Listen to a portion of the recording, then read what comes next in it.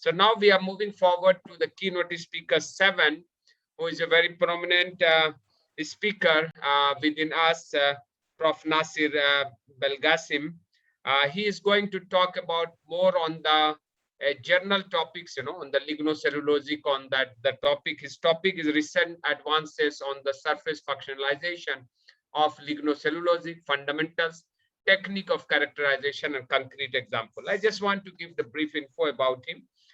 Prof. Naceur is the head of the Grenoble INP Pagora Engineering School. Professor BELGACEM received his engineering diploma in wood science at St. Petersburg Forest Academy in 1986, and he got his PhD in material engineering and science from the Polytechnic Institute of Grenoble, France in 1991.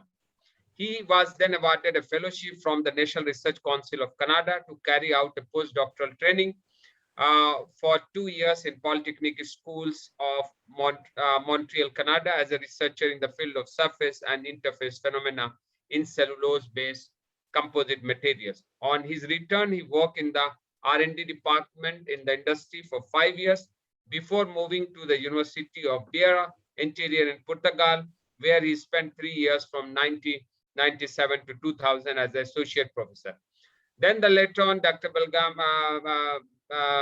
was nominated full professor in 2000 at Polytechnic Institute of Grenoble, France, and he has published more than 250 scientific papers, including 2 books and 25 book chapters, with around more than 10,000 citation. His search index is more than 55, and he is one of the 3 editor-in-chief of the industrial crop and product. Now welcome Prof. Naceur to give his keynote talk. Thank you very much. Do you hear me? Everybody hear me? Yes, yes, yes. Okay. Thank you very much, Professor Mohamed Jawad, for this kind introduction. Thank you very much for your presence. It's a pity that we cannot be together in a presence mode, but I was very, very happy when I was invited, because I have never visited Malaysia, but I hope it will be for the next one of the next rounds. Inshallah, next time we will call you to Kuala Lumpur. Don't worry that. Okay. Next time, okay, inshallah, okay. physically we meet in Kuala Lumpur. Okay, I hope so. So, in fact, I have a presentation which is much more general and with the much more fundamental aspects. The concrete application will be only at the end of the presentation, and the presentation I will give will try to draw the context in which we are living, the basic phenomena and basic challenges we are facing in order to overcome this shift from petroleum area to biosourced area and biosourced epoch. And only at the end I will give some concrete examples to show you some performance. Then the raw material I will deal with is practically cellulose in its general presence, in general size. It could be fiber, it could be whiskers, it could be from palm, it could be from wood. Doesn't matter. The chemistry which we applied will be, generally speaking, the same. But if we see what is the society is expecting today, we would like to have more bio. We would like to have more functions. We'd like to have products with more functionalities. And one of the best examples to give you to illustrate this requirement is your mobile phone. Mobile phone was invented to make calls, to phone someone. Today does much more. It have much more functions. People would like to have something safe, no toxicity in general, neither in the product itself nor in the during the preparation. And people is looking for light products. Light products means health problems, means energy to transport, and so on. And if you like to see, if you try to see how can we comply with all these requirements, then there is no big doubt about that. If we look for our needs out of the area of food, we need energy, we need materials, we need chemicals. That's all, in addition to food, of course. The energy I will not deal with. I don't have good knowledge about. Chemicals, we had just right now got an excellent lecture about the chemicals which could be obtained from biosourced raw material. But materials, we don't have a lot of we have a lot of traditional materials which are made from cellulose, like textile, like paper, and so on. But what we would like to have is how to replace or how to make such a way that we use more biosourced renewable materials and not necessarily those which are from petroleum-based stream. So if you like to comply with light, bio, sustainable, functional, you have practically no way of escaping renewable material. Sustainability is strongly linked to renewable material. Light is strongly linked to organic materials. Organic materials are the lightest one. Bio, of course, by definition, okay? And functional, it means that we would like and we should be innovative, we should be intelligent to functionalize our raw material, which is bio and renewable. As soon as you do this way of thinking, you see that if you need to have at the same time organic materials which comply a lot of things, they will be the weakest one in terms of mechanical property. They will be the weakest one because they are the less dense one. So you need to boost their property. Boosting their properties means you would like to make, you should do hybrid materials. Hybrid materials means biphasic ones in which you have a reinforcing phase and non-reinforcing phase, meaning that you have interfacial phenomena. No way of escaping interfacial phenomena as soon as you have more than one phase in your material. Interfacial phenomena, you should somehow, if things are bad, to make surface treatment in such a way that they become better. In order to give you an example of this thinking, you see here we have something which could really illustrate what I am talking about.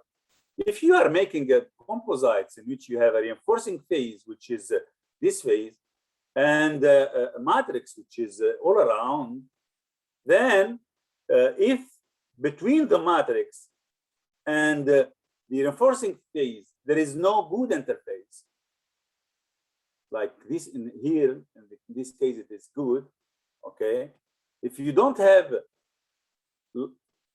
let's say, green light here, and you will have red light here.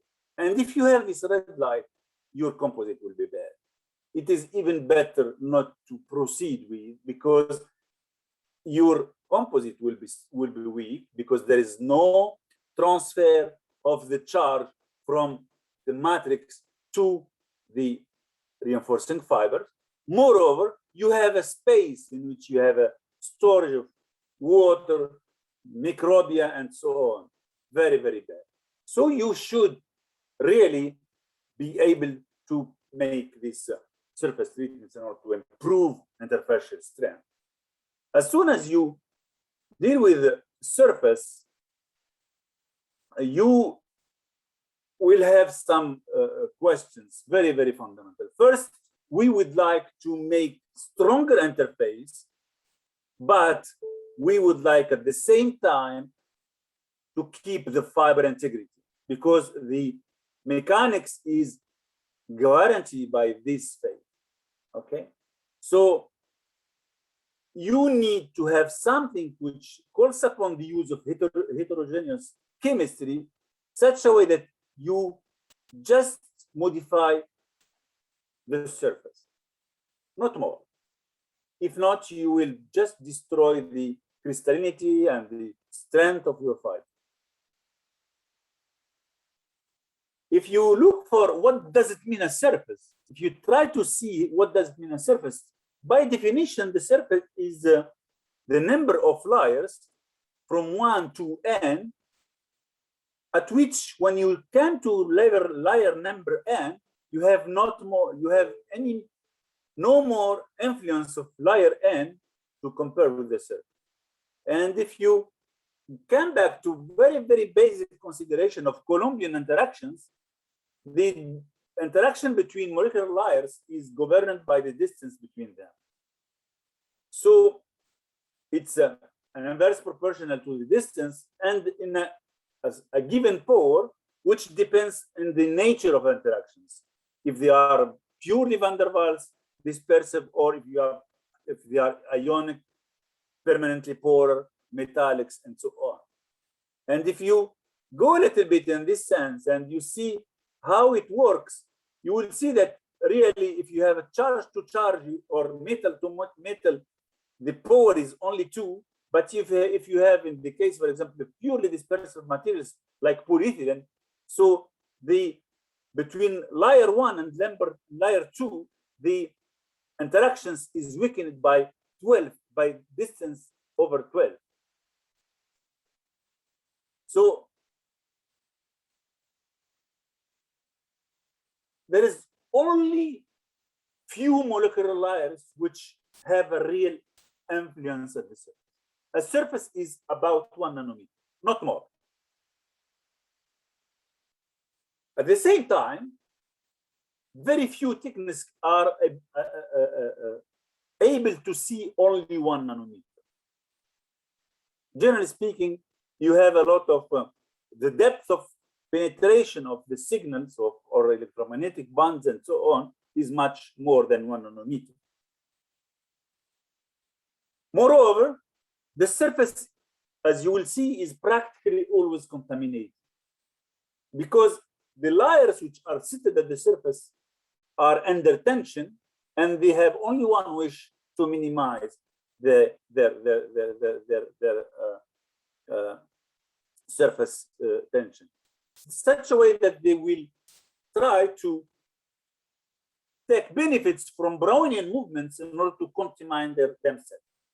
Brown had discovered this Brownian movement, which by a very, very simple way of doing things, he was observing the grain of pollen at the surface of water, and these grain of pollen were moving, and he just deduced that if the grain of pollen are moving, it means that the molecule of water at which they are seated are moving. After him, you have a very, very famous people like Langevin, Chomsky, and Einstein who rationalized its approach. But what is important in this movement is the matter is always in movement. The only case in which you have no movement, no movement anymore, is when you have when you are working at zero, absolute zero, at minus 273. So in gases, you have a very, very big movement, and in solids, it is much more limited because the degree of freedom is much more limited, and it is limited to mainly vibration, rotation, and bending. So in both cases, if the surface is bombarded by gases, And if you have a solid which is here, it will be bombarded by gases, and some of molecules which bombard the surface will be absorbed physically or chemically. This is the reason why, for example, aluminum is not aluminum but aluminum oxide and so on. Okay, and in other cases, when it is solid, if you have small molecules which are here, they will, if you have small molecules which are here, they will sooner or later migrate to the surface and settle there. This is the way, the main mechanism, for example, of aging of plastics, migration of plasticizers and so on. The surface problems was really a problem for a lot of people, even very, very famous people like Nobel Prize of Physics in 1945, Pauli Wolfram, who was telling, bulk is made by God, the surface is made by the divine. Because he was working with aluminum, and all properties of aluminum were checked: density, electrical conductivity, opacity, and so on. As soon as he started to make some wetting measurements, then everything was wrong. Because at that time, nobody knows that, in fact, there is contamination. In fact, there is oxidation of the surface. There is a passivation of the metal and so on. So if you like to see what are the contamination, generally speaking, when you work with characterization of the materials, if you like to have a bulk, what you try to do is the signal should go through all the molecular layers, and then you have an answer of the interaction of your signal with all the molecular layers which are constituting your material. If you'd like to make something which is above the surface, you should have a depth of a penetration as small as possible. 1 nanometer is the ideal case, because more than 1 nanometer is not surface anymore. But as you will see, it is not necessarily an easy task. So when you do surface, you should stop the penetration when you do and you make privileged reflection, and when you do the bulk properties, you should limit the reflections and encourage the how to say the transmission of and the crossing all the molecular lines. So in general, you have always contaminations. For aluminum, for example, is aluminum oxide and any other absorption of molecules which are at the surface, which are at the atmosphere, which is surrounded. In polymers, you have a lot of additives, and then cellulose, you have all the small molecules which the photosynthesis allows to do, meaning these extractives, lignin fragments, and so on. If you see about the surface characterization techniques, generally speaking, for a long time, we have been using multiple reflection infrared spectroscopy. But the depth of analysis of such a technique is 3 microns, 3,000 times more than we are looking for. 3,000 times. Too big, too depth. ESCA or XPS, 8 nanometers, and the new spectrum are even less. You have about 5 nanometers. The Rolls Royce of surface characterization techniques is ToF SIMS, time of flight secondary ion mass spectrometry. And you have a lot of other techniques which are indirect methods like contact angle measurements and spectrometry and so on. They will never give you the chemistry of the surface, but they will tell you about the affinity between the molecular probes which are seated at the surface and the surface itself. So in any case, of course, one can see, why not to use ToF SIMS? It is good. Yeah, course. But if you have money, there is no problem. If you don't have money, it is complicated because infrared spectroscopy, 40,000 euros. ESCA, 400,000. SIMS, 1.5 million. So if you have money, it's okay. So let me give you, just before concluding, some examples of applications. And then I will leave few minutes for questions if there is any. Of course, what is interesting is the fact that cellulose have hydroxy function on the surface. And you can apply the same organic chemistry as that you apply in synthesis of small molecules. You have hydroxy function of the surface.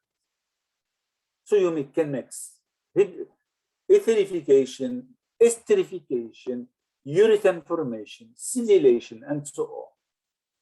The only thing you should do is you should work in a non-swelling condition in order to prevent the and fiber integrity, like we have discussed at the beginning.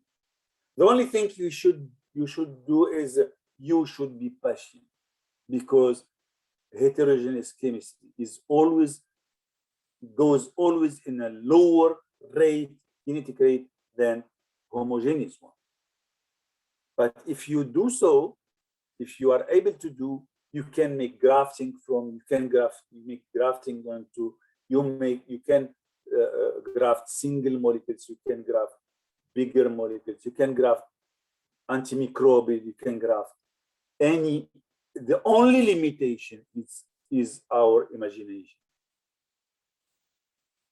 But the problem is, up to today, we have a lot of problems of, let's say, a dirty chemistry, not really green chemistry.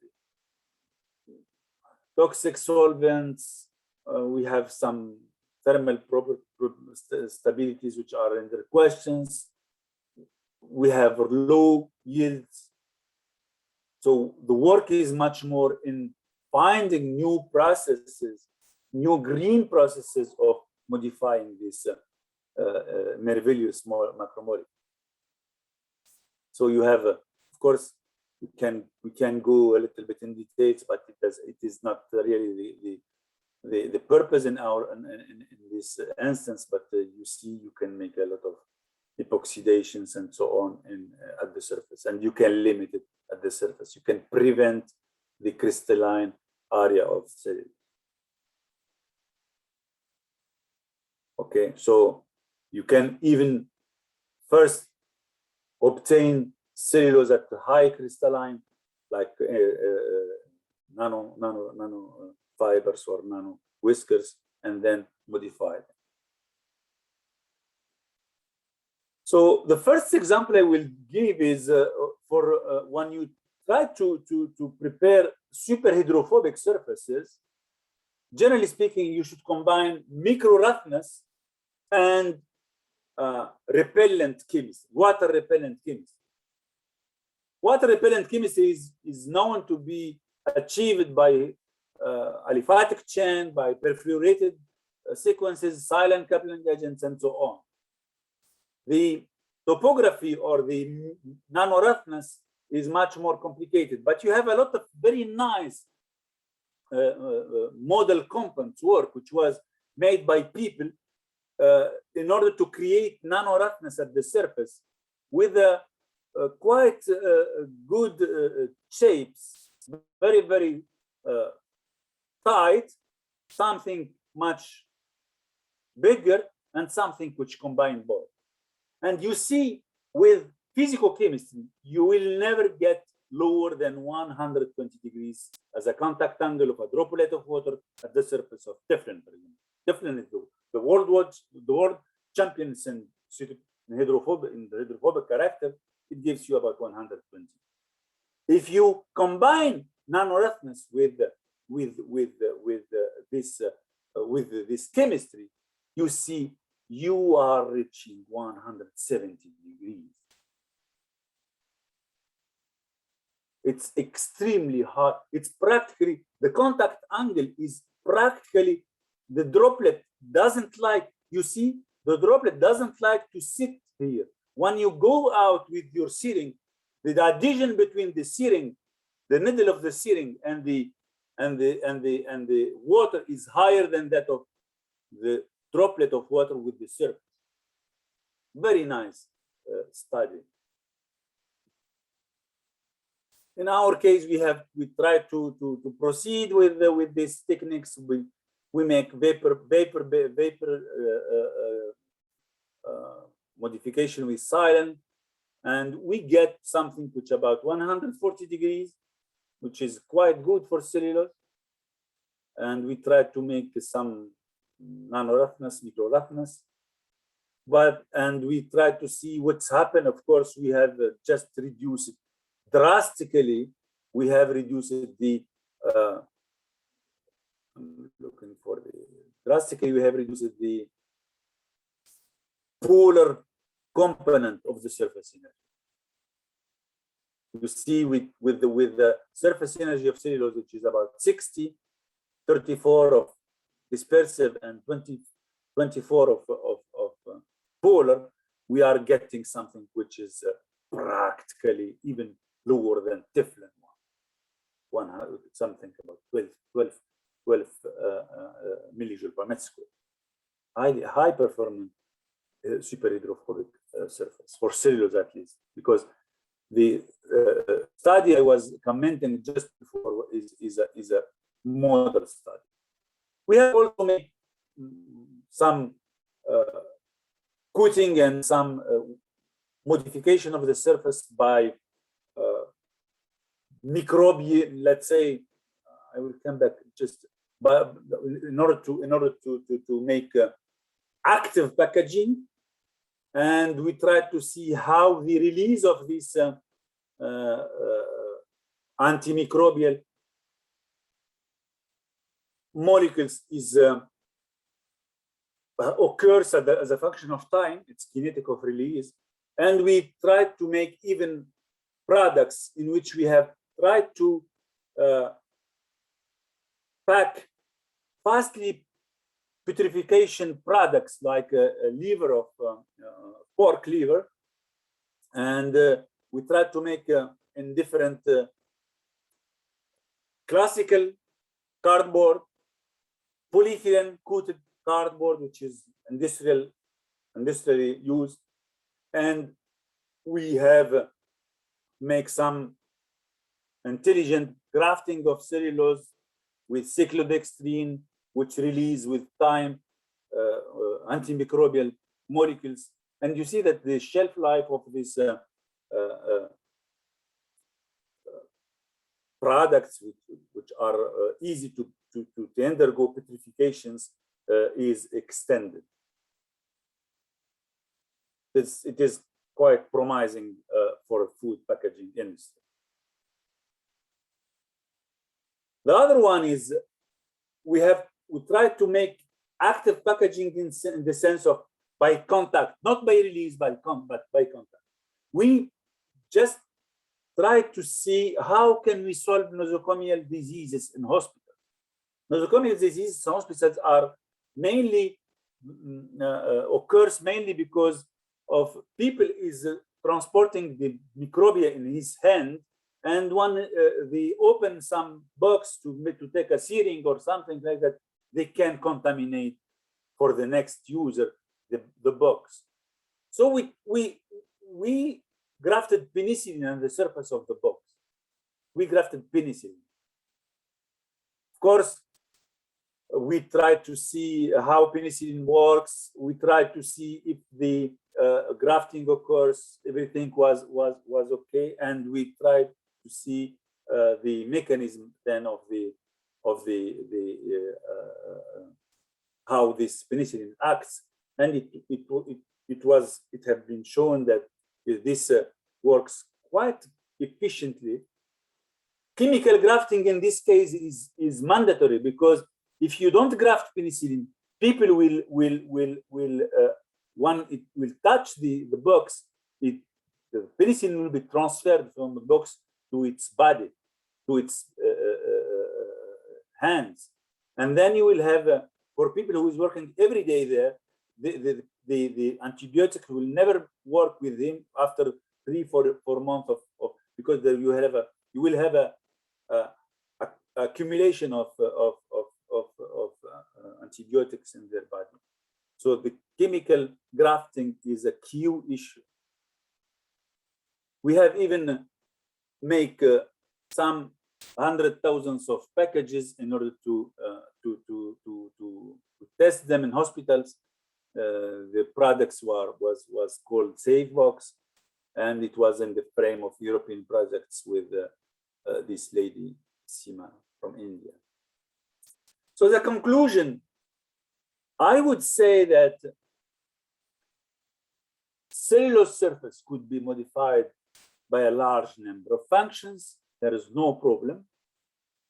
The integrity of the fibers could be maintained if we look really for the conditions which avoid swelling and the damage of fiber. And really the only limitation is our imagination and ability to innovate. If not, a lot of things are open. Of course, today there is another limitation, which is the cost. But for me, at least, we should first find the technical solutions, and then we will go in a second step to try to optimize the cost and the economical viability. So thank you very much for your attentions. I know that people is inclined to thank the speaker, but in my case, please, you should thank these people, because the work is their own work. I have no merits at all. Thank you very much. Thank you, Prof. Naceur, for giving a very good talks about the surface functionalizations. That is very important topic, because as we know that the natural fiber have two issues. One is the hydrophilic natures, and others the thermal properties. If we can manage these two properties, then we can easily utilize that one. So Prof. Kass from Morocco want to ask some question. Can ask. Unmute yourself. Yeah. Thank you very much, Professor Naceur. It's a very, very interesting presentation to share, and honor to share with us your knowledge in the field of cellulose nanocrystals. As you mentioned in your presentation, that's the limitation of the use of cellulose nanocrystals is the thermal stability. We cannot use it above 200 degrees, and to scale up or to work at the industrial scale using the melt techniques by extrusion, for example, to produce the films, there is some limitation. Can we imagine some modification, chemical modification in future? Yes. Or as in R&D field to improve the thermal stability to be used for, because now we cannot use it to produce at the large scale by extrusion for film packaging, and the cost is very high using other techniques. Thank you very much for your kind words.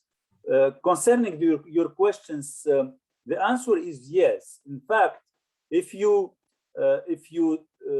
try to produce these nanocrystals or nanofibers by treatments which can bring about fireproof properties, like phosphoric acid. If you make at the same time nano productions, but functionalization with phosphates, then you can increase the thermal stability of the ensuing nanocrystals.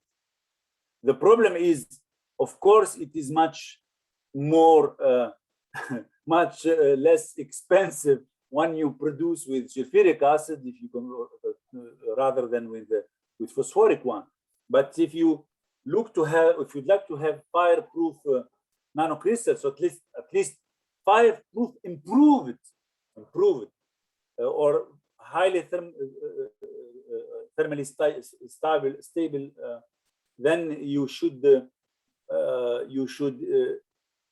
include their phosphates, quaternary amine, any other molecule from the family of fireproof molecules, which are commonly used in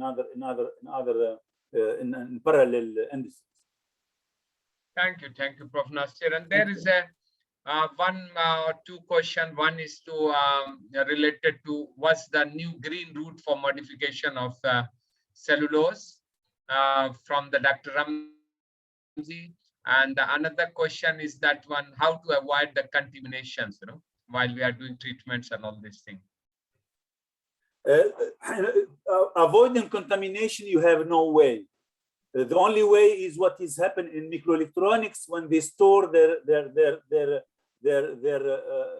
silicon wafers and so on in a very controlled rooms or in their vacuum. If you use your surface and you put it in their vacuum, then you will minimize strongly the number of shocks of surrounding molecules, because you have withdraw them from the vacuum, and then you can really increase the purity of the surface. So in microelectronics, they know how to deal with. They store either under neutral inert gas or under vacuum, or with heating. If the material stand up the heating first. The second question about the green routes of surface contamination, of course, there is a lot of green routes which use supercritical carbon dioxide, or they use highly concentrated suspensions in order to produce less, let's say less diluted suspensions of nanocrystals, like extrusion and so on. A lot of work is yes, made it's in the this Prof. Naceur. It's a very long discussion need for this purpose. So thank you so much, because we are already going out of the time.